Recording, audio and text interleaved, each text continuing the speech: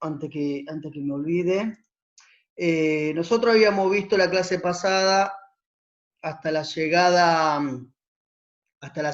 al poder de Porfirio Díaz, ¿no? Digamos, un Sebastián Lerdo de Tejada que había vencido en el campo de batalla y que había vencido en las urnas, pero que no solamente no había terminado de derrotar a Porfirio Díaz en el plano militar, sino que además comenzó a tener un contrapeso o un problema interno, ¿no? Con Iglesias, que era el presidente del Tribunal Supremo, y no sé si ahí se está compartiendo la pantalla. Bien, esto creo que lo hemos visto, sí, esto lo vimos.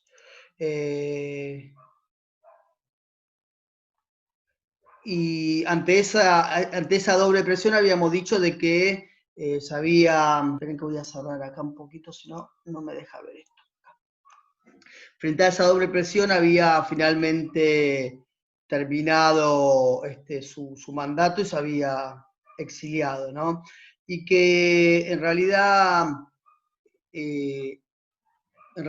la postura que tuvo Díaz fue de que reconocía a Iglesias primero lo nombraba, ¿no? como el jefe de las milicias por un lado, y por el otro lado, del nuevo ejército, y por otro lado, si ponía unas rápidas elecciones, que Iglesias se opuso, y bueno, rápidamente es aplastado. En realidad Díaz toma el poder en el 76, ¿sí? En 1876, por eso en los textos aparece el mandato de Porfirio Díaz como presidente 1876, pero lo cierto es que las elecciones se termina oficializando esto en 1877, ¿no? En la primavera del 77, cuando Díaz gana las elecciones. Entonces, vamos ahora a ver al porfiriato, ¿sí? en sus diferentes etapas. Primer presidencia de Porfirio Díaz, que es la presidencia más tranquila, si se quiere, por decirlo de alguna manera, ¿no? Es esa primera presidencia que dura 4 años y que luego él no se va a volver a postular. Pero bueno, rápidamente, interesan más las estrategias que va a trazar, voy adelantando, ya cuando él toma, a partir de su segunda presidencia, y no se retira del poder hasta la revolución de 1910. Pero bueno, ahí interesan mucho las estrategias que puso en juego, pero de todas maneras vamos a comentar un poco estas primeras estrategias que él tiene en su primer presidencia, ¿no? su primera gestión.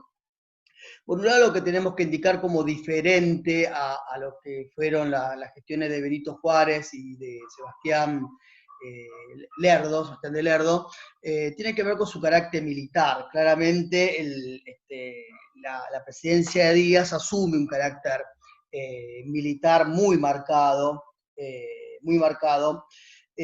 donde bueno, eso se observa en el presupuesto y en los gastos que se le destinó al servicio militar, que le destinó Porfirio Díaz al servicio militar, y es algo que va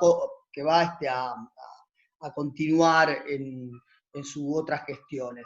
Pero al mismo tiempo Díaz va a ser un tipo muy desconfiado, ¿sí? Muy desconfiado, políticamente hablando, y por lo tanto va a desconfiar del ejército, claramente.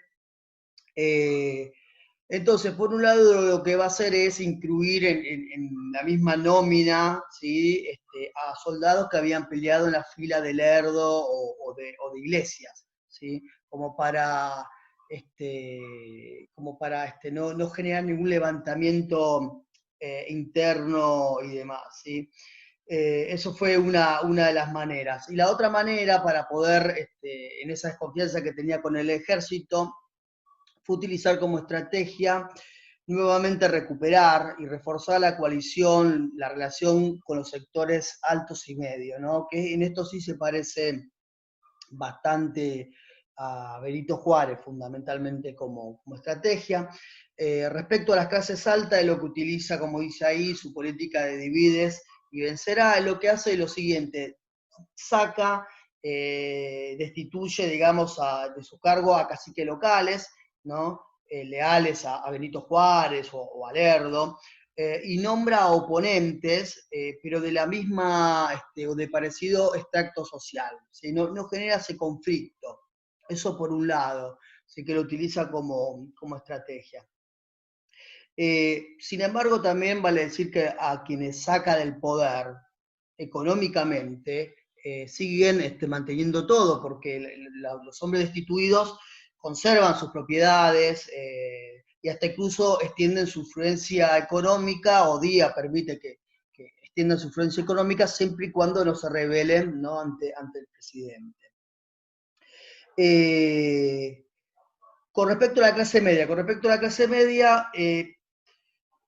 en realidad la clase media no está en la posibilidad de ofrecer económicamente progreso para la clase media, sí, igual menos dentro de la estrategia no lo estaba, pero sí comienza a cederle concesiones políticas, ¿no? Entre ellos, también no tan diferente a Benito Juárez, el mantener la libertad de prensa, estamos hablando de la primera presidencia, el mantener la libertad de prensa, el acceso a ciertos puestos políticos, y había permitido, digamos, esas concesiones que a la clase media, la convencía.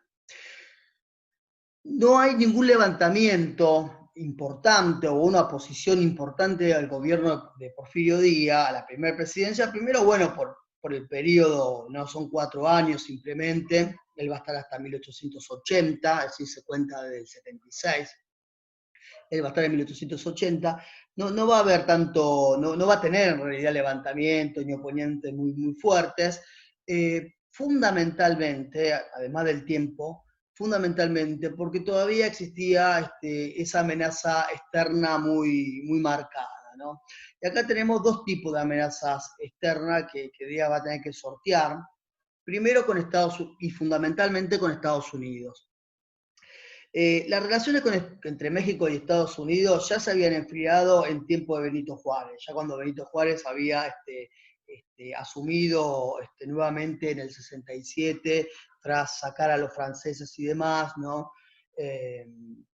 Y se fueron dando una serie de causas que terminaron de generar un conflicto entre ambos países. Primero, la primera causa tiene que ver con una serie de acusaciones sobre la frontera.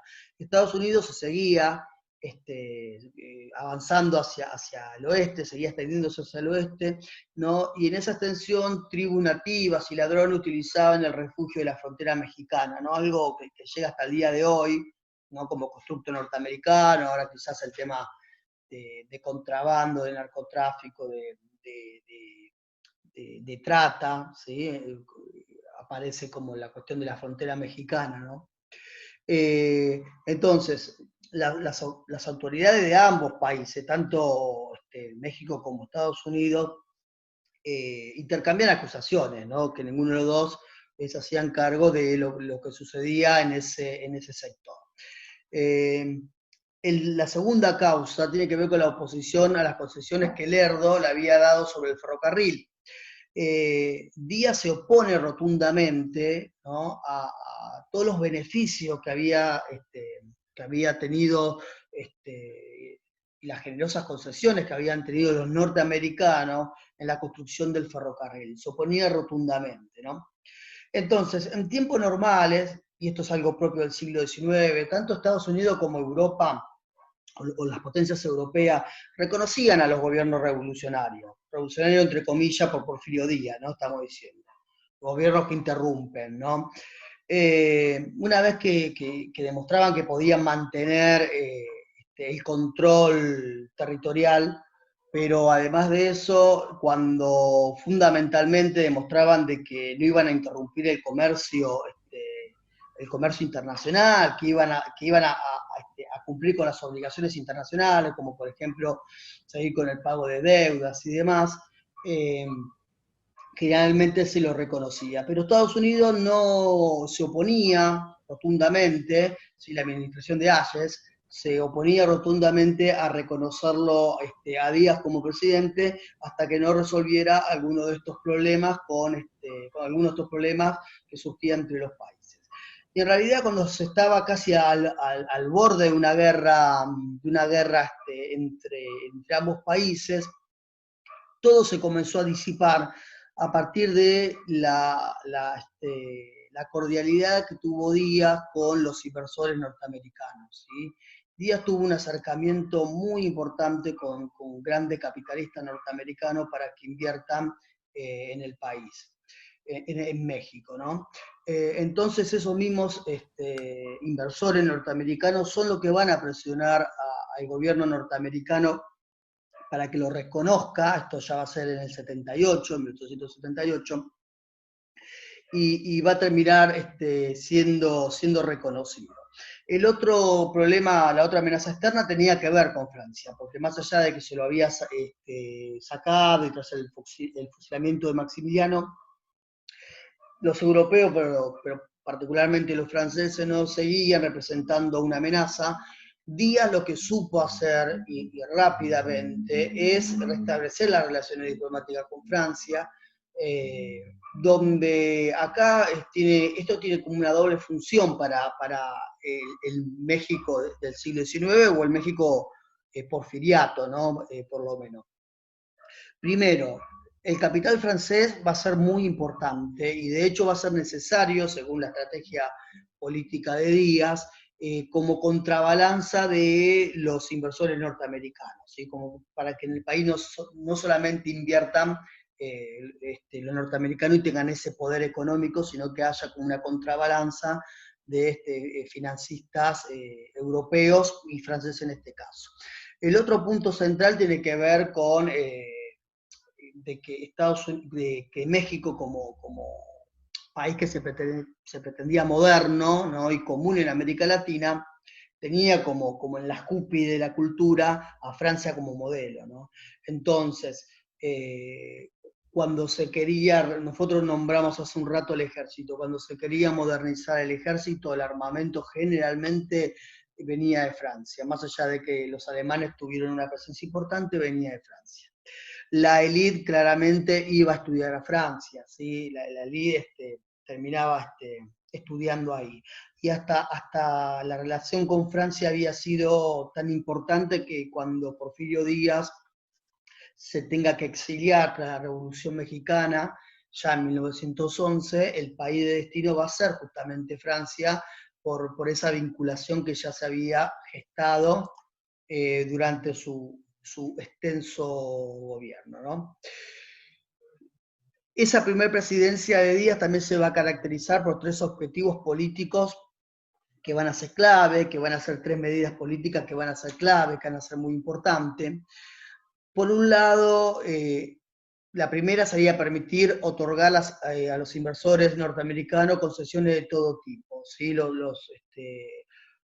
Tenían grandes ventajas los capitalistas norteamericanos de invertir en México, ¿sí? Grande ventaja. Todo tipo de concesiones, muy parecido, por si es que lo vieron para el caso de Argentina, muy parecido a los inversores o a los capitalistas británicos en el Río de la Plata o en Argentina, ¿sí? Con concesiones que iban el ferrocarril y atrás había concesiones de tierra y demás, ¿no? Todo tipo de recursos que se explotaban, de recursos naturales y demás. El segundo objetivo político de Díaz era fortalecer los lazos con Europa para contrarrestar a Estados Unidos, ¿sí? Una especie de balanza para no permitir, más allá de que era muy necesario los capitales norteamericanos para no permitir que tampoco Norteamérica tenga un poder y una influencia económica total sobre México y por lo tanto una influencia política. Y como tercer punto, algo elemental, mantener la estabilidad política a cualquier precio, ¿sí? Mantener la estabilidad política a cualquier precio. Esa fue una medida política que Porfirio Díaz lo va a tener durante todo el tiempo que estuvo en su gestión, ¿sí? Entonces, lo que supo estos tres objetivos políticos, que son lo que se llevó adelante y lo que le permitió a Porfirio Díaz mantenerse en el poder durante tantos años van a ser en definitiva el germen, ¿sí?, de la revolución de 1910. Sobre todo este tercer objetivo, medida política que tenía Díaz, que era mantener la estabilidad política a cualquier precio. Esto quiere decir de que en cuanto haya desorden iban a haber levantamientos armados muy, muy represivos, que es lo que se va a llevar adelante Porfirio Díaz, ¿sí? Sobre todo a partir de su segunda presidencia. Bien, luego tenemos lo que hace Díaz, cuando termina, un dato no menor, lo que hace Díaz cuando termina su primera presidencia, es cumplir con lo que él había planteado, su plan de Tupac, a la no reelección, ¿sí? Él está 4 años y nuevamente no se postula. Eso es muy bien visto por la clase alta y por la clase media. La clase alta y la clase media lo ven muy bien, como un tipo que cumple y demás, pero la realidad es que quien va a terminar siendo presidente, que lo va a reemplazar a él, es Manuel González, que nada, es en realidad una marioneta, un títere de Porfirio Díaz. Díaz nunca se fue del poder. Entre el 80 y el 84, la presencia de Díaz va a ser fundamental, y esto después va a continuar, ¿no?, hasta 1911, que se va a exiliar tras la revolución en 1910, ¿sí? La segunda presidencia, que es lo que más importa acá, porque es lo que en realidad empieza a enmarcarse bien las características del porfiriato, ¿no?, las características de esa dictadura vitalicia que había emergido en México. Pero antes de eso, primero el contexto, un contexto que en realidad, esto del contexto, tanto las cuestiones demográficas como económicas, nosotros algo hemos visto con otros autores sobre América Latina en general. Aquí lo vamos a ver particularmente sobre México, algunos aspectos. De lo demográfico, bueno, tiene que ver con el aumento de la población. Claramente hay un aumento importante de la población de México, que pasa de tener 10 millones de habitantes a tener 15 millones de habitantes durante el porfiriato, ¿no? Donde claramente, por su extensión territorial, como ha pasado, por ejemplo, con Argentina o con Brasil, el crecimiento es desigual, el crecimiento demográfico, ¿no? Hay estados en México o provincias que crecen en cantidad de habitantes de una manera exorbitante, y en otros casos no lo es tal. ¿Qué es lo que permitió el aumento de la población? Bueno, primero, de que más allá de la represión de un Estado autoritario como fue el porfiriato, no hubo guerras, ¿sí? México mientras duró el porfiriato, no tuvo ninguna guerra interna ni externa que se llevó adelante. Como segundo punto también, se baja otro de los factores que genera la caída demográfica y que permite un aumento demográfico, que son, por ejemplo, la hambruna a partir de la sequía, ¿no? Recordemos que las malas cosechas y la sequía en México siempre, hasta el día de hoy, son cíclicas, ¿no? Y en este caso, tras el avance que hubo en el porfiriato, el ferrocarril juega un papel elemental, porque el ferrocarril lo que permitía era justamente trasladar de comida, ¿sí?, de un lugar a otro, hasta incluso, y por supuesto, el excedente de mano de obra, ¿no? Cuando pasaba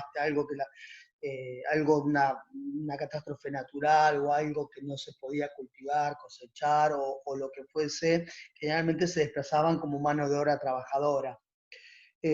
Con respecto a la emigración, México no recibe una emigración europea muy importante, ¿sí? No tuvo el impacto que tuvo Argentina, Brasil, Uruguay, Cuba, los países que nosotros hemos visto en alguna ocasión. Recibió claramente inmigración europea, pero no en esos niveles.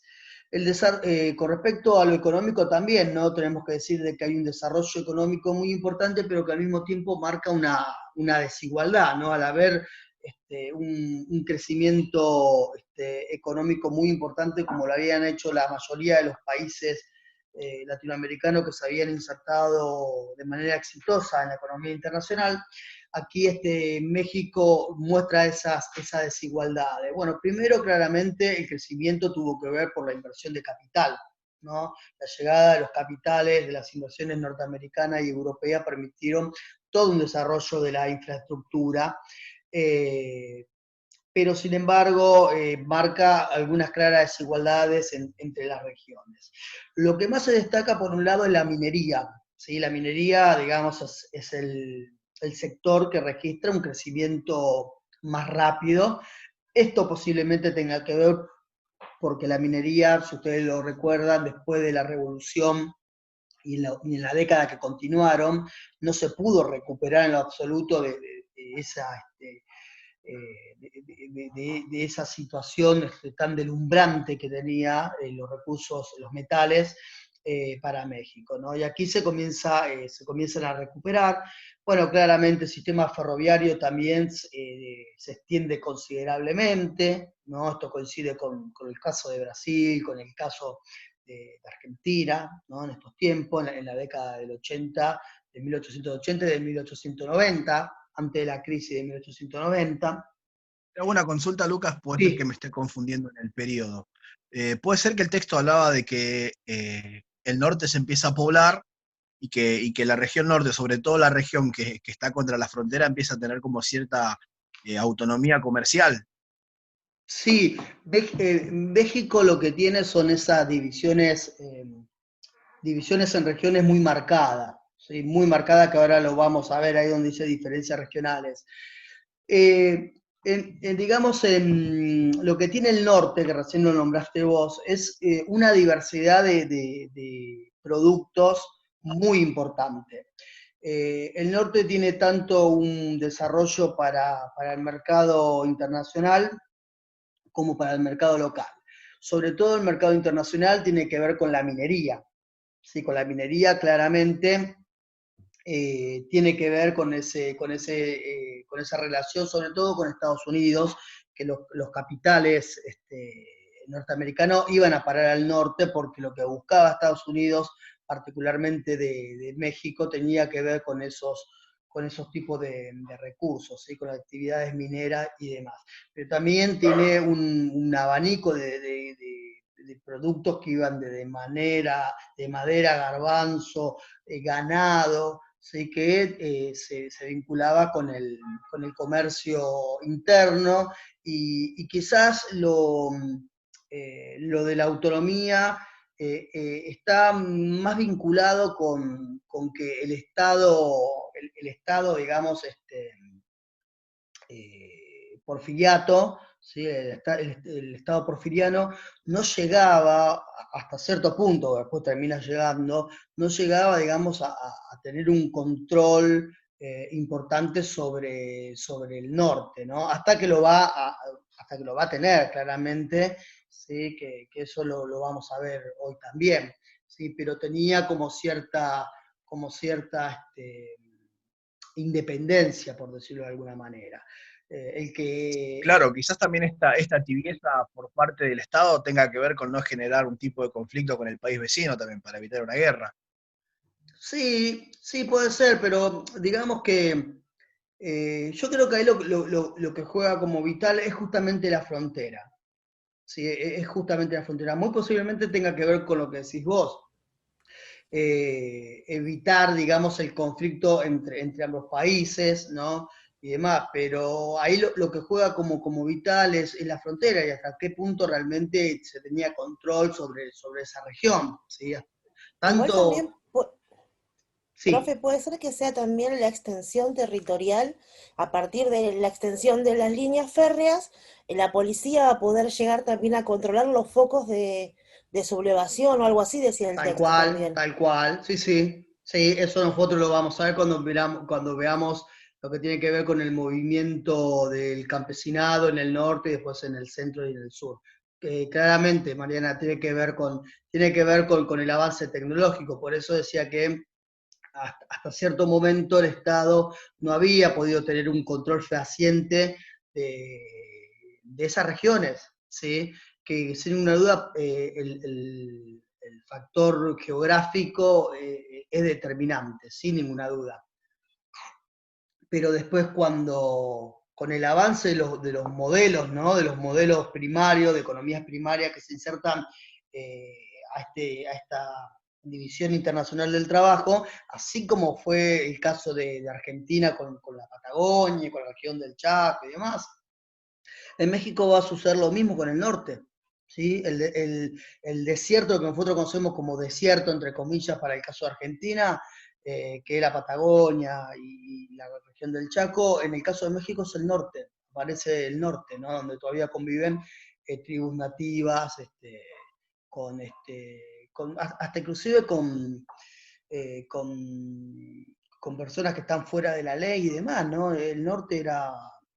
Ustedes no lo van a ver conmigo esto, lo verán el año que viene con Facundo, pero cuando nace el movimiento revolucionario en México, que no nace en un solo lugar, sino que tiene como varios focos, ¿no? Uno de los focos es el norte, que está liderado por Pancho Villa, y en realidad no se llama Pancho Villa, se llama Doroteo Arango. Pancho Villa se pone él como un seudónimo, porque Pancho Villa fue un bandolero muy prestigioso, ¿sí? En la historia mexicana, y en realidad se pone también ese nombre porque Doroteo Arango, digamos, era el líder de un grupo que iban desde convicto hasta lo que fuese. No tenía nada que ver con el otro grupo revolucionario, por ejemplo, conducido por Emiliano Zapata, por ejemplo, ¿sí? Pero el norte tiene esas características en México, ¿no? Bueno, brevemente, toda intervención que quieran hacer lo hacen, por favor, me parece perfecto para también que sea más llevadero todo esto. Decíamos, ¿no? Con respecto al crecimiento, bueno, la minería por un lado, por otro lado la agricultura fundamentalmente con el Enequén, que en algún momento lo hemos nombrado, en el sur, también algo de café y de caucho, ¿sí? En algún momento de este periodo tuvo un ascenso importante, y la cochinilla, ¿no? Que son esos insectos donde se termina de extraer el tinte rojo y demás, ¿no? En algún momento adquiere un valor muy importante. También hay un desarrollo importante de la industria textil, pero está claro de que Porfirio Díaz nunca apoyó el desarrollo industrial, ¿sí? Eso se dio de una manera mucho más autónoma, sin el apoyo estatal y nada, ¿no? Y decíamos de que hay desigualdades porque uno eso lo ve como hay todo un avance, por ejemplo, para la explotación de la minería en el norte o en el sur, para el azúcar, para el café y para el enequén, ¿no? Con mayor inversiones y demás. Y el centro, en el centro prácticamente no hay ningún avance tecnológico. Y esto es importante porque en realidad el centro, la región del centro, está dedicada casi exclusivamente a lo que es la agricultura, ¿sí? A lo que es el maíz, el trigo y el maíz, que es el alimento básico de los mexicanos, ¿sí? Es decir, donde no se producía para el exterior, no había ningún tipo de avance tecnológico ni de mejora, y de hecho no solamente era muy rudimentario los métodos para seguir cultivando y demás, sino que aparte, bueno, se consistía en que había una gran oferta de mano de obra y por lo tanto no se renovaba ese tipo de Profe, economía. Sí, profe. sí, No, Nicolás. porque también una parte del texto dice sí, dice que los hacendados, gran parte, tenían una mentalidad feudal, digamos, todavía, y por eso tampoco no querían introducir nuevas tecnologías, algo así también, ¿no? Decían una Claro, parte de tal Katz. cual. Sino, Tal cual, tiene un tipo de organización que es prácticamente feudal, ¿no? Con un hacendado, veía la digamos. tierra más como un tema de estatus económico, digamos. Claro, sí, Lo sí, veía más sí. como un tema. Claro. Tal cual, sigue siendo la tierra, digamos, el factor esencial para el posicionamiento social, ¿sí? en el centro, mientras que ya en el norte sobre todo y en el sur se iba modificando esto tras insertarse en el sistema capitalista, ¿no? Con respecto a las regiones, a las diferentes regiones, bueno, un poco lo habíamos mencionado. Decíamos de que el auge va a estar en el norte y en la parte del sudeste, ¿no? El auge económico, con la inserción en el mercado mundial. El sur, digamos, se asemeja a lo que es América Central, con un monocultivo, ¿no? Dependen del mercado mundial. En Yucatán podemos encontrar ya como algo diferente el enequén y el café. En el norte tenía una economía más diversa, esto lo hemos dicho también, ¿no? Donde se explota una gran variedad de minerales, cobre, estaño, plata, es decir, lo que generalmente se explotaba en tiempos coloniales, ahora se vuelve a explotar con las empresas norteamericanas, y artículos de consumo, ¿no? Madera, ganado, garbanzo, que también lo hemos mencionado.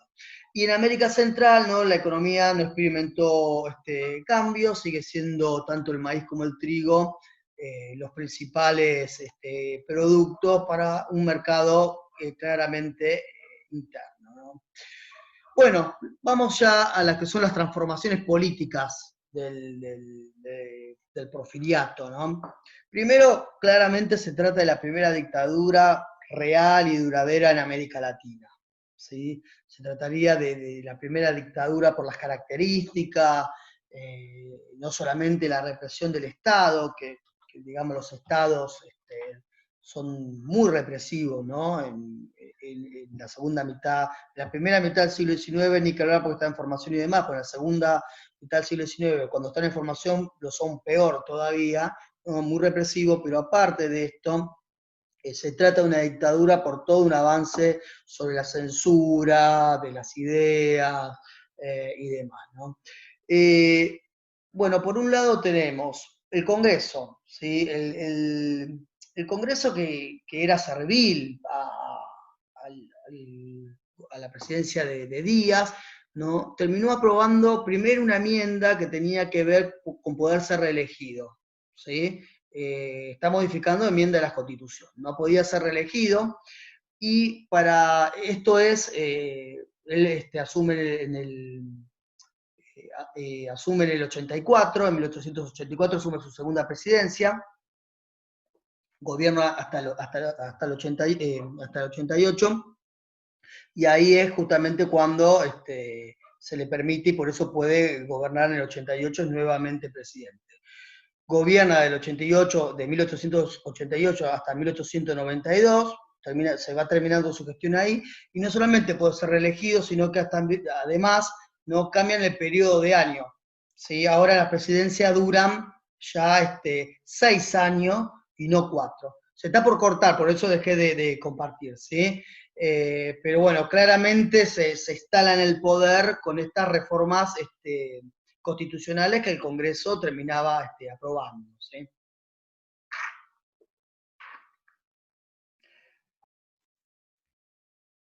Porque empezó a hablar y... No, está bien. Igual es como que estiro un poquito como para que no se me vayan, ¿viste? Así te tenemos así, ¿viste? Así van ingresando, bueno, bien, ahora sí, ya puse a grabar ahí. Ahí ya Santiago se suma. Y cualquier cosita vamos a compartir. Estábamos acá. Ahí creo que ya debe estar compartido esto. Bueno, entonces claramente hay una consolidación en el poder de Díaz tras la manipulación del Congreso, ¿sí? Completamente servil. Díaz entonces gobierna en el 84, logra la reelección por modificar las enmiendas, gobierna del 84 al 88 porque es elegido nuevamente. Es elegido nuevamente en el 88, gobierno hasta el 92, pero antes de terminar en 1892, nuevamente modifica la Constitución, ¿no? Y el presidente o los presidentes ahora iban a durar 6 años, por lo tanto, luego de esos 6 años, de 1892 gobierna hasta 1898, de 1898 vuelve a ganar y gobierna hasta 1904, 1904 vuelve a ganar, gobierna hasta 1910, y cuando ya se estaba como agitando demasiado a la situación económica, porque una cosa es gobernar con una buena situación económica y otra cosa es cuando las cosas andan mal, para 1909, él da una entrevista en Estados Unidos, una revista de Estados Unidos, donde no lo dice directamente, pero daba a entender de que no se iba a postular, que se retiraba de hecho de la carrera política, ¿no? Lo que terminó siendo toda una mentira. Termina de una manera escandalosa encarcelando al principal opositor político que tenía a las elecciones, y el tipo se postula y gana, es decir, todo con fraude, obviamente. En 1910 él gana las elecciones, ¿no? Y ahí es cuando se produce la Revolución Mexicana, que él termina renunciando y exiliándose a Francia en 1911, ¿sí? Ahí él se exilia a Francia. Bien, entre otras de las transformaciones que tiene este segundo periodo extensísimo de Díaz, ¿no? De 31 años prácticamente en el poder, en la prensa. La prensa termina siendo completamente amordazada, todo diario opositor es perseguido y demás, ¿no? Ahora, ¿cómo se puede consolidar esta dictadura? Bueno, se logra considerar fundamentalmente por lo que se conoce como la PAC porfiriana, ¿sí? La PAC porfiriana, ¿qué consiste? Bueno, consiste en dos cosas.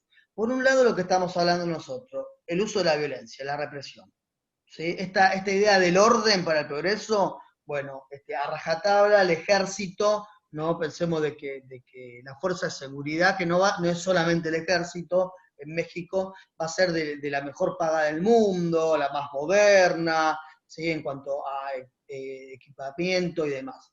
Pero también se lo conoce como la paz porfiriana, porque en realidad hay un bienestar económico que obviamente no es para todos los mexicanos, eso está más que claro, los campesinos siguieron siendo campesinos. Esto es lo mismo que para el caso argentino, por ejemplo, pero sin ninguna duda,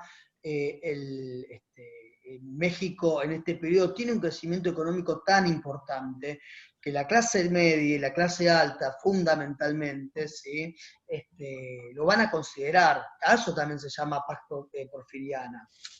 Y entonces, al terminar, digamos, el siglo XIX, solo había dos formas violentas, endémicas en México, que se mantenían, ¿no? Porque Porfirio había terminado con varios opositores y demás. Una seguía siendo las revueltas de los indígenas, ¿no? En la frontera, y la otra eran las comunidades campesinas, que eran mucho más tranquilas, pero que de todas maneras llegó un momento donde la situación no daba para más, iban a comenzar a levantarse como se habían comenzado a levantar con el gobierno de Benito Juárez en aquel momento, ¿no? Es muy interesante el tipo de estrategia que traza, muy intrincada, Porfirio Díaz durante todos esos años para poder mantenerse en el poder. Y acá lo que podemos ver es el tipo de control que ejerce claramente. Lo primero que va a hacer es algo muy obvio, es reemplazar a muchos de los hombres todopoderosos de otra época, ¿sí? Inclusive antes que él llegue al poder, no viejísimos caudillos locales, lo va a reemplazar por hombres leales, digamos, a él. Eso como primer punto entre esas estrategias.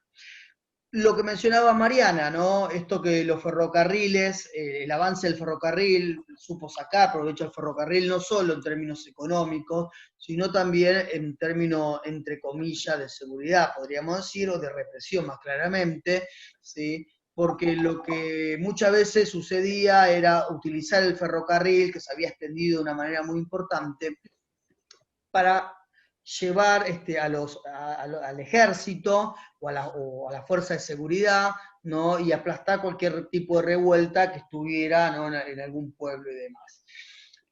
La oligarquía, y acá viene esta manera tan particular de Porfirio Díaz de combinar para cada sector social represión con incentivo. Eso es lo que vamos a ver nosotros ahora. Pero en todos los casos no es que a uno le da todo y al otro le da nada. No, en la mayoría de los casos es represión y incentivo para cualquiera de los sectores sociales.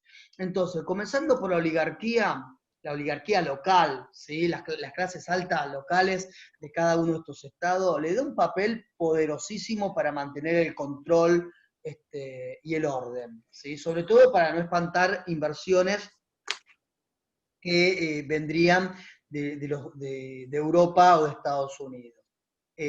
Ahora, al mismo tiempo, esas oligarquías locales estaban controladas, ¿sí?, por un militar, un comandante. ¿Qué era lo que hacía? Porfirio Díaz nombraba a un comandante, ¿sí? Lo nombraba, el cargo era jefe político, ese era el cargo que tenía, y se encargaba, era superior al oligarca local, ¿sí? Pero además de eso, lo que hacía Porfirio Díaz era cruzar. ¿Qué quiero decir con cruzar? De que, supongamos, el oligarca local del estado de Chihuahua, en el norte, ¿sí?, iba a ser controlado por el comandante de Morelos, que es un estado del sur, ¿se entiende? El comandante de Morelos iba a tener que ir hasta Chihuahua, y al revés, el comandante de Chihuahua en el norte iba a ir, se comprende, es decir, que no haya ningún tipo de alianza política local. ¿Sí? Daba toda esa vuelta. En la clase media también, claramente lo utilizó, ¿no?, esta táctica de favorecer o de beneficio acompañado por represión.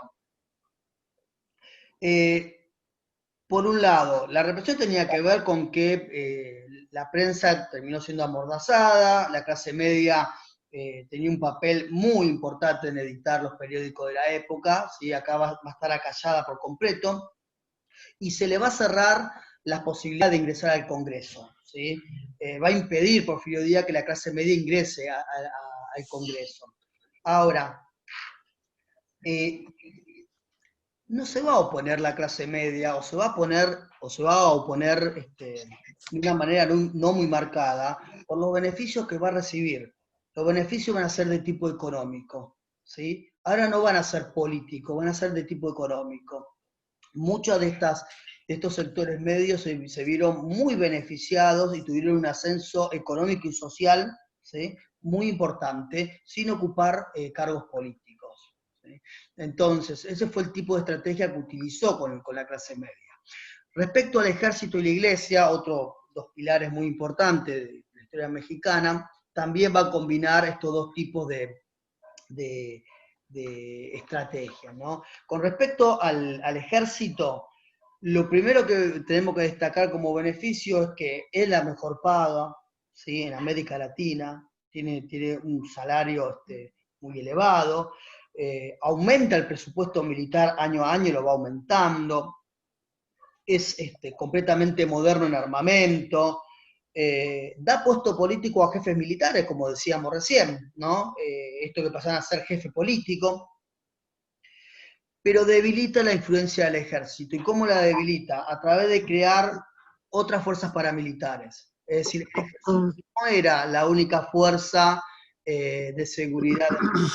Y van a haber varias fuerzas paramilitares que va a ir creando Porfirio Díaz, ¿no? Esto con la intención de que si hay algún tipo de levantamiento por una parte del ejército, cuente con ese otro instrumento. De hecho, por ejemplo, hay unos llamados rurales, uno de los grupos paramilitares que son los rurales nacionales, que eran todos policías profesionales. Esto también es para destacar. En México la policía tenía un avance como institución muy, pero muy importante si lo comparamos con cualquier país de América Latina, ¿sí? Ya para 1880 tiene esto, es decir, la policía, por ejemplo, en Argentina no cumplía tanto las funciones como nosotros creemos o vemos que se cumplen o se debería cumplir ahora, ¿sí? Y ya la policía va a ser un claro aparato represivo del Estado en México, ¿sí? Va a estar muy, muy consolidado. Con la iglesia también aparece esto. Con la iglesia, por un lado, lo que hace Porfirio Díaz es no avanzar con todas esas leyes que hay, con todas esas medidas anticlericales, que era de que el Estado tome los recursos y los bienes de la iglesia, ¿sí? No avanza sobre eso, pero tampoco lo saca, ¿sí? Tampoco lo saca, es decir, lo deja de manera legal. La iglesia se va a enriquecer de todas maneras durante el porfiriato de una manera bastante importante, ¿no? Y llegamos acá a lo que respecta, perdón, vuelvo para atrás. Llegamos acá a lo que respecta a los movimientos campesinos, ¿sí? Estos movimientos campesinos que bueno, claramente van a ser el motor de la revolución después en 1910. Primero con respecto al norte, ¿sí? La idea es verlo del norte y después ver lo del sur y el centro. Pero el norte quizás fue donde hubo un mayor agite, ¿no? Antes de la revolución, estamos hablando, antes de 1910. Lo que ocurre en el norte es lo siguiente, y un poco, no sé si Gabriel o si Mariana o si ambos habían comentado algo de esto. El Estado nacional mexicano comienza a tener una mayor presencia en el norte, ¿no? Sobre todo a partir del tendido del ferrocarril, donde claramente las tierras en el norte comienzan ya a valorizarse de otra manera, sumada a las inversiones extranjeras, fundamentalmente norteamericanas, sumada a que el Estado mexicano, con la presidencia de Díaz, había terminado con la derrota de los apaches, ¿no? Los apaches fue un grupo originario bueno, que incluía terror en México, y lamentablemente este año nosotros no lo pudimos trabajar, pero el año pasado habíamos trabajado un texto sobre los apaches, cómo lo veían, que en realidad como que venían de otro país los apaches, lo consideraban de esa manera, pero bueno, lo cierto es que representaban como una especie de amenaza importante para el Estado, ¿no? en esa sociedad dividida entre blancos y no blancos y demás, ¿no? Y termina justamente, al terminar con los apaches y haber un avance del sistema de comunicación y demás, bueno, las tierras del norte comienzan a ser mucho más apetecibles, ¿no? Se comienzan a poblar. Creo que es moderno el término que usa el texto. ¿Cómo? Creo que el texto dice que el norte se vuelve moderno, dice. Claro, se empieza a modernizar, claramente se empieza a modernizar hasta tal punto de que, por ejemplo, está poblado por mexicanos, obviamente, pero también por norteamericanos, y los norteamericanos en México representan también, más allá que está al ladito, pero representa esa inmigración que traería la civilización, ¿sí?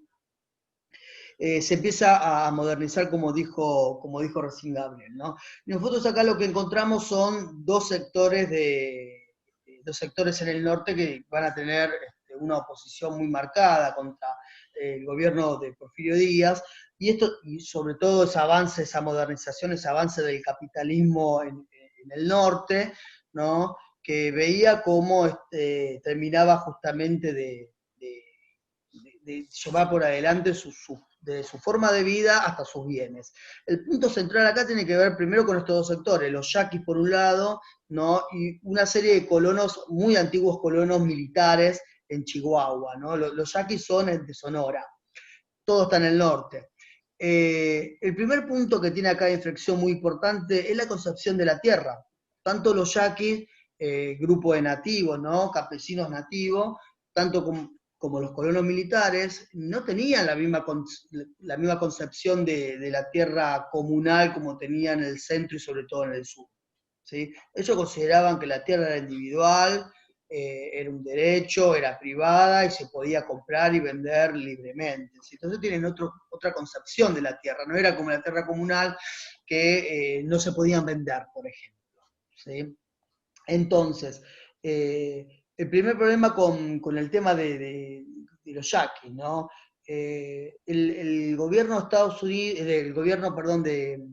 los Estados Unidos mexicanos, el gobierno mexicano de Porfirio Díaz intenta justamente confiscar toda una serie de tierras fértiles de los yaquis que se oponen, y esas tierras fértiles iban a terminar en mano, en realidad era todo un negociado que estaba atrás, ¿no? Con una empresa norteamericana, la American Richardson Company, ¿no? Quien iba a explotar esas tierras. Bueno, protagonizan toda una serie de revueltas muy importantes durante mucho tiempo los yaquis para evitar eso, hasta que para 1903 entre 1903 y 1907, el Estado Nacional de México, sobre todo Porfirio Díaz como figura visible, ¿no?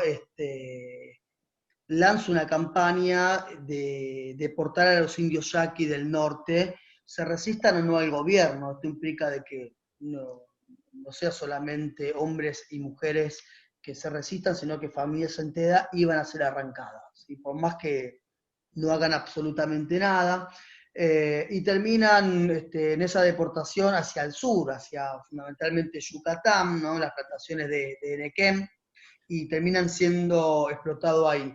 Entonces, por un lado, la táctica del gobierno sirvió no solo para diezmar a la población de yaqui, ¿no?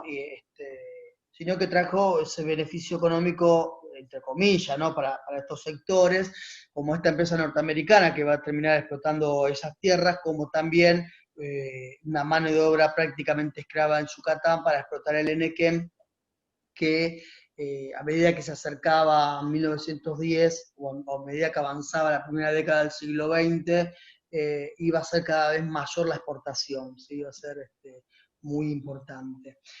Con respecto a los colonos militares de Chihuahua, acá lo que hizo el Estado es directamente negociar, no con los colonos militares, sino con la oligarquía local, y que rápidamente transó con el Estado Nacional, ¿sí? Y nada, se aceptó lo que el Estado Nacional pedía, pero esto no sucedió en el pueblo de Tomochi, ¿sí? En el pueblo de Tomochi va a haber una gran rebelión con respecto al Estado Nacional y con respecto a la defensa de esas tierras. En realidad, que era lo que había ocurrido en Tomochi. En Tomochi no era solamente la cuestión de la tierra, se elige para 1890, se había elegido un nuevo alcalde, ¿sí? Esto era algo muy común, se pone en realidad, ¿no? Es impuesto un alcalde que forzaba a los habitantes de Tomochi, digamos, a trabajar por sueldos muy miserables, muy bajos, su propia tierra, o inclusive la finca del ministro de Hacienda Limantur. Limantur fue el ministro de Hacienda más importante de Díaz durante todo su mandato, ¿no? El que encabezaba el grupo llamado Los Científicos, ¿no? Con una idea positivista y demás. Entonces, cuando van a reclamar contra el alcalde lo que hace es castigar con la leva, ¿sí? Con el castigo de la leva forzosa. Los aldeanos se terminan levantando frente a eso y lo terminan expulsando, ¿no? Entonces, el gobierno intenta pactar con el pueblo de Tomochi, como había hecho con los otros pueblos, ¿sí? Ahora ya sin un representante de la oligarquía, para poder pactarlo, pero la población de Tomochi, fundamentalmente con los líderes que eran dos hermanos, que era Cruz y Manuel Chávez, deciden no pactar, ¿sí? Entonces, la pregunta un poco es ¿por qué esto? Bueno, en realidad tiene que ver con que los reclamos eran sobre la tierra y sobre este tipo de explotación, pero también estaba cruzado con visiones mesiánicas, con cuestiones tradicionales.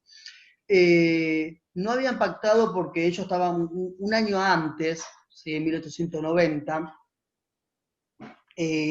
Cruz Chávez había ido a visitar a la que se conoce como la Santa de Cábora, ¿sí? Que es Teresa Urrúa, que es esta mujer que vemos acá, ¿no? Entonces, muy, muy brevemente para que se comprenda esto y volver al pueblo de Tomochi y su rebelión.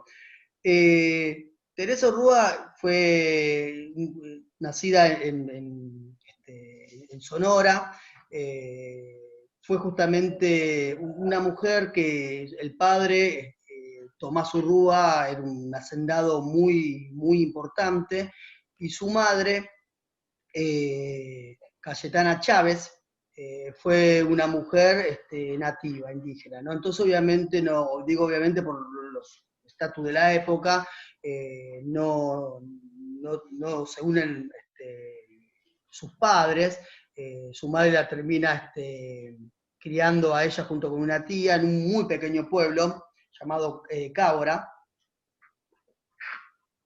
y cuando la madre muere, justo su padre se había mudado muy cerca de Cábora, y cuando su madre muere, Teresa va para ver si su padre lo va a reconocer. El padre no solamente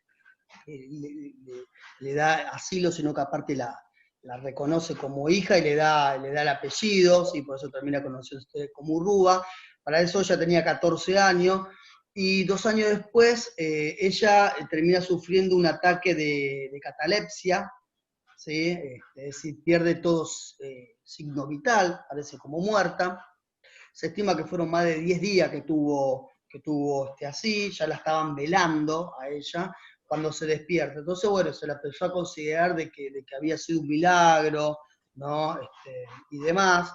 Ahí ya se le empezó a asociar con curaciones que hacía y demás, pero aparte de eso, esta joven lo que tenía, acompañado de toda esa mística que en México tiene muchísimo peso, ¿sí? Muchísimo peso, acompañado de esa mística, siempre iba a las curaciones y demás, siempre iban acompañados con discursos que iban en contra de la injusticia, ¿sí? En la lucha por un mundo más igualitario. Tenía un discurso político muy importante que iba acompañado con eso. Entonces, en el norte tuvo mucho peso. Hubo en realidad 2 revueltas que llevaron su bandera, ¿no? La primera la de Tomochi, la otra es también un grupo de nativos, los mayos, ¿sí?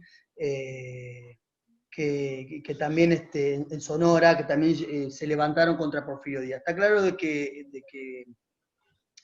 que sobre todo la postura que tenía Teresa Urrúa frente al Estado llevaba a que el Estado, un Estado autoritario, ¿no?, la tuviera entre cejas. Entonces, como decía con anterioridad Cruz Chávez, la visita a ella, ¿sí? Ella se hacía curaciones y demás, y entonces consideraban de que tenían la protección de la Virgen, ¿sí? Era ya considerada virgen ella ahí.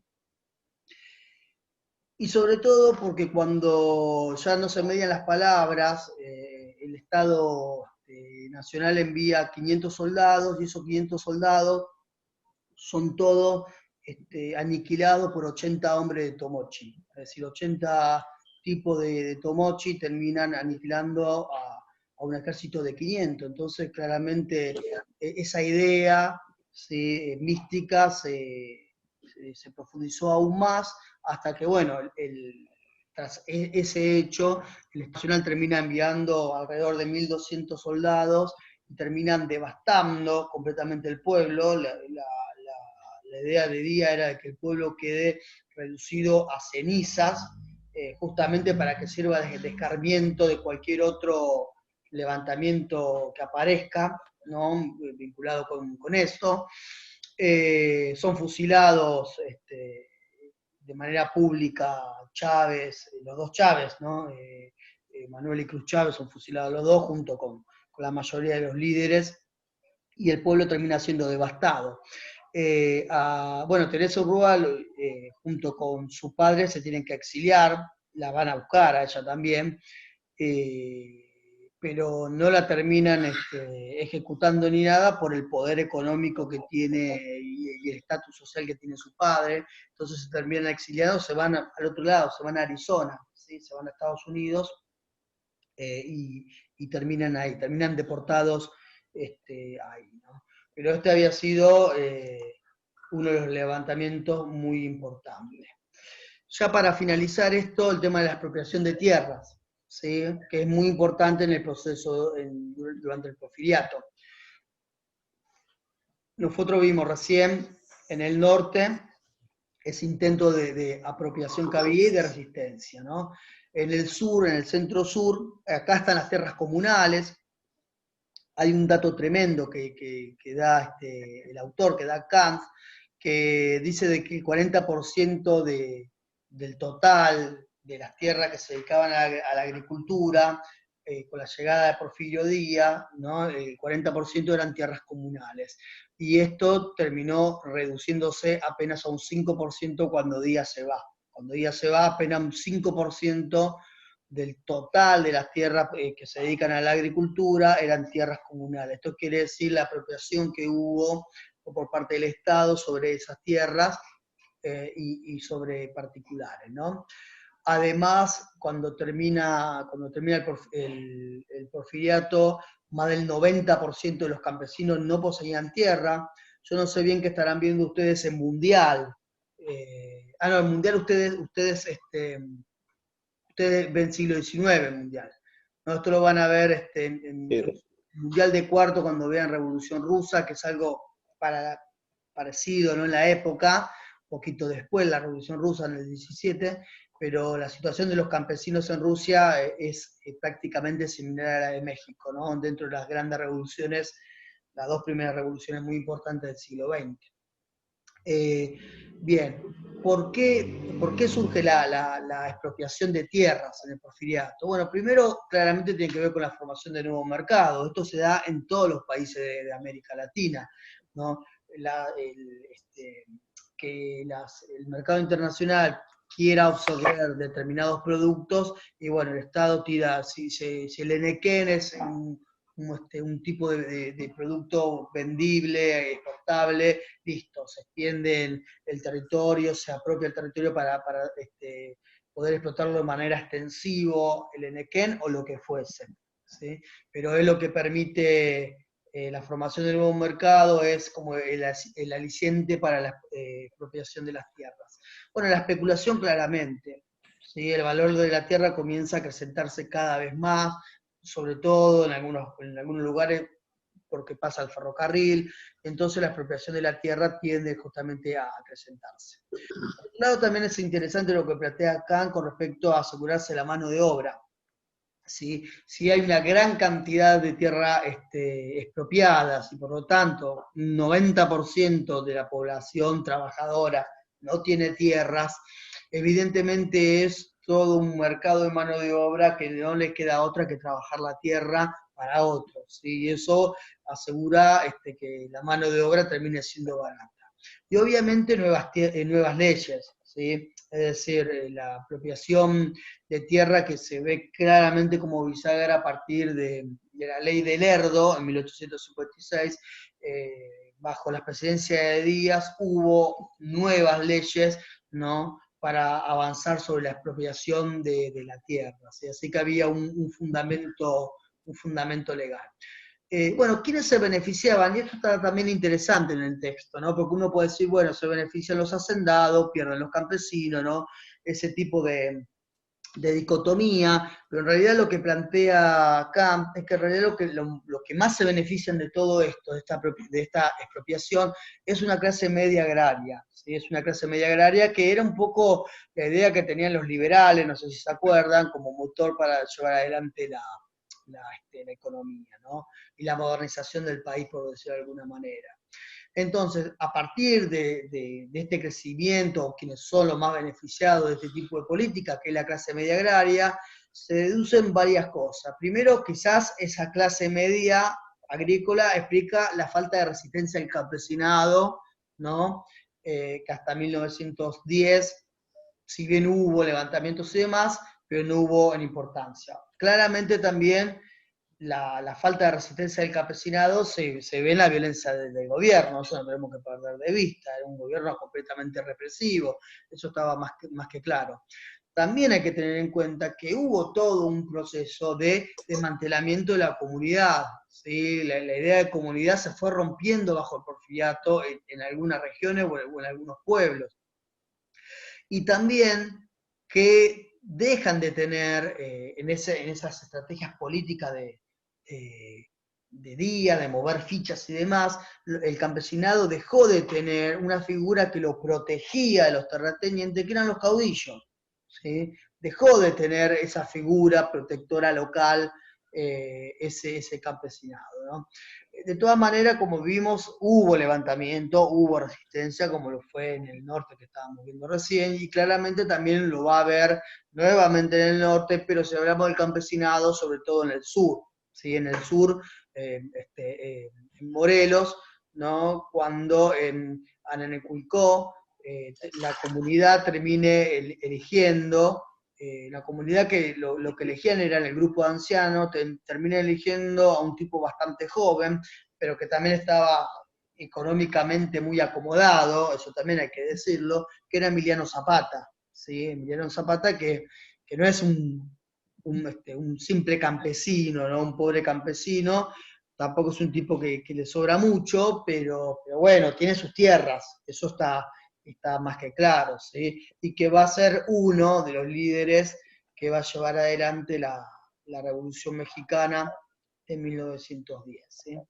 Bueno, muy bien, y acá terminamos, acá cortamos porque es, hasta ahí llegamos, como para que tengan la base para año que viene comenzar a ver lo que es así la Revolución Mexicana, seguramente revisarán lo del Porfiriato con Facundo Piris y después, van a profundizar sobre la revolución. ¿Alguna pregunta que quieran hacer, que tengan? Bueno, nosotros el lunes que viene feriado, ¿sí? Que tengan un muy lindo día de la primavera y del estudiante. Lo utilizamos como, obviamente, como un pulmón, ¿sí? Para darnos aire. Nosotros lo que vamos a hacer el lunes que viene, ¿no? Recién los otros 2 lunes seguidos vamos a ver Brasil con el texto de Boris Fausto, que se lo tengo que subir, ¿sí? Luego tenemos otro feriado más, el del 12 de octubre, también lo tomamos un respiro ahí, y después vemos Cuba, que vamos a tratar de verlo en una sola clase, un texto mucho más acotado, ¿sí? Entonces México, Brasil y Cuba serían los 3 textos y los 3 temas, pues son 3 países en realidad que vamos a ver en este segundo proceso. Profe, Rodrigo. le hice una consulta al privado en Classroom. Cuando tenga tiempo. ¿De Americana? No. De investigación. ¿Investigación? Sí. Sí, investigación igual lo generalizo, porque varios enviaron, sí, varios y varias. Lo de investigación, yo el miércoles, mañana no, porque tengo también un día medio agitado, pero el miércoles sí voy a poder mirarlo bien y ir respondiéndole, así vamos llegando al viernes con varias respuestas. Pero son varios, no sé, Rocío creo que me envió, creo que le contesté, no sé si Pablo me envió también, pero... No, yo te lo quería mandar por mail, pero como vos quieras. Miren, también un pedido que hago antes que se corte, perdón, a la gente de Americana que no curso investigación que estemos hablando de esto, pero aprovecho el espacio. Por favor, envíelo en el Classroom, ahí donde yo armé la carpetita que dice propuestas Sí, ahí de investigación. Porque se lo envié. Listo, Se lo listo. envié ahí. Perfecto, yo ahí lo voy a poder ver sin ningún problema, pero aparte también es como para poder tener un diálogo de lo que envían y ir puliéndolo, ¿sí? Para llegar bien a octubre, que es cuando se presenta el anteproyecto, ¿sí? Si me lo envían por mail, lo más probable es que se me termine perdiendo. A ver, capaz que lo leo y te respondo todo, pero después pierdo el hilo de todo eso porque tengo el mail que revienta y tengo que estar borrando. Ahí ya me quedó claro, listo. También lo subo al Pero Classroom. en el Classroom queda ahí, es decir, me meto ahí y ya queda ahí, y creo que está bueno para todos, para cada uno, ¿no? Pero el miércoles voy a estar ya así haciendo más devoluciones. Sé que no tengo mucho para leer en cada caso, porque nada, es una idea muy general que presentan, pero de todas maneras sí la idea es poder orientar de la mejor manera. Y eso recién lo voy a poder hacer el miércoles cuando vaya mirando bien cada caso, ¿sí? Bueno, gente. Profesor, yo Sí, quería hacerle una consulta, pero no sé si le mando al mail o al Classroom. Es sobre Americana. no, pero Yo podés no hacerlo acá si curso, no querés. curso. No, pero porque es medio extenso la consulta, tiene que ver con el final. No sé si se acuerda que yo una vez le había comentado que yo estaba recursando esta materia. Sí. Bueno, justo Gisele había preguntado eso. La acreditación tiene que ver con un trabajo monográfico. Yo a ustedes se lo envié. Sí, yo lo estuve viendo, Ah, o sea, lo leí en las vacaciones, estuve viendo, ya tengo la idea de lo que quiero hacer. perfecto. Perfecto. Entonces sí Y me bueno, escribís. Perfecto. Entonces sí me escribís por privado, me decís si tenés algún eje que elegiste, problematizador, sí, como para ir viendo bibliografía. Sí, me parece bien. claro, bueno, pero por eso le quería preguntar si le mando al mail o le escribo ahí en el Classroom. Y si es en el Classroom, mejor. Ah, bueno, está bien. Si es en el Classroom, mejor. Sí, mejor. Bueno, Bueno, bueno, gente, se está por listo. cortar esto. Nos vemos en 15 días. Chao, Luca. Profe. Chao, Abrazo a hasta todos. luego. Chao. Gracias. Chao, profe, hasta luego.